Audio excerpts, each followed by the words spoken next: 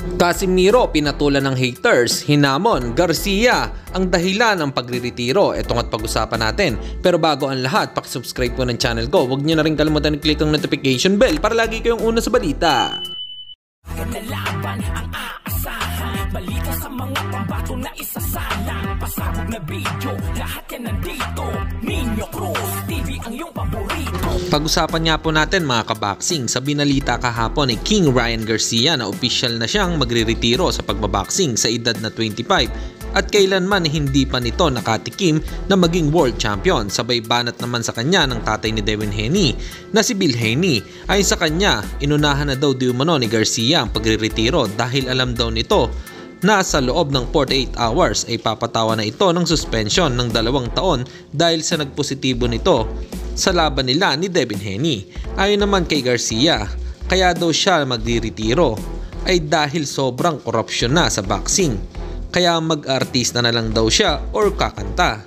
Patuloy pa din naman daw siya mag-iensayo. Pero ang masakit daw sa loob, matapos na daw siya sa pagbaboxing, ang mas nakakalungkot daw dyan ay magaling siyang boxer. Siya daw ang nagbibigay ng entertain sa manonood habang pinapatulog niya ang nakakalaban niya. At sa kabilang balita naman tayo mga kaboxing, ayon sa sinabi ng kapatid at coach ni Cuadro Alas na si Jason Casimiro, galing mismo kay Alas na ang mga haters daw ay pumusta sa kalaban niya dahil sinasabihan siyang laos at boy hingal. Ito nga at pakinggan natin ang actual remarks. Ni Utol daw yung mga haters. Sabi ni Utol daw yung mga haters daw kasi sinasabi nyo na boy hingal, laos na.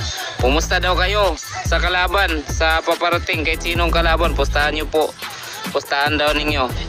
Kung gusto nyo po na na legit yung pinupustahan ninyo, ayan, mag-PM daw kayo sa Facebook page ni Utol, yung Cuadro Alas Is My Boy, yung Facebook ko rin po, Kuya Lod sa Kalam, tapos yung Janril Casimiro, yung namin, Facebook namin na